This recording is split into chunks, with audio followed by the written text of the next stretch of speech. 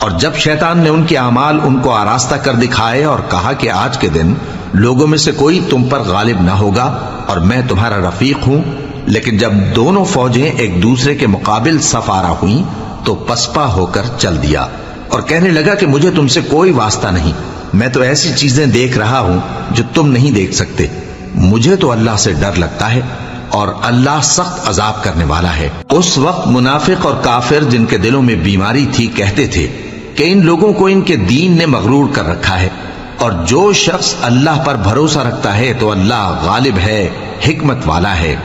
اور کاش تم اس وقت کی کیفیت دیکھو جب فرشتے کافروں کی جانیں نکالتے ہیں کہ ان کے چہروں اور پیٹھوں پر مارتے جاتے ہیں اور کہتے ہیں اب آگ کے عذاب کا مزہ چکھو، یہ ان اعمال کی سزا ہے جو تمہارے ہاتھوں نے آگے بھیجی ہیں،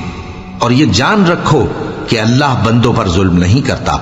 جیسا حال فرعونیوں اور ان سے پہلے لوگوں کا ہوا تھا ویسا ہی ان کا ہوا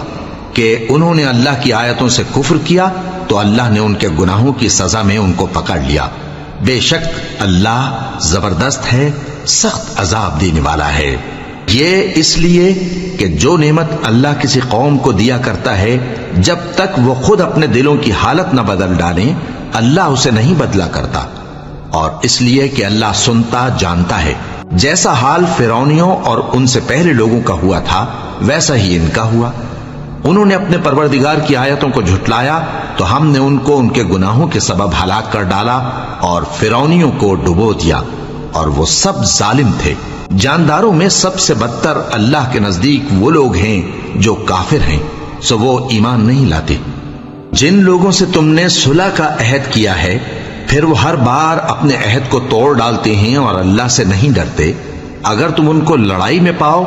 تو انہیں ایسی سزا دو کہ جو لوگ ان کے پس پشت ہوں وہ ان کو دیکھ کر بھاگ جائیں، عجب نہیں کہ ان کو اس سے عبرت ہو۔ اور اگر تم کو کسی قوم سے دغابازی کا خوف ہو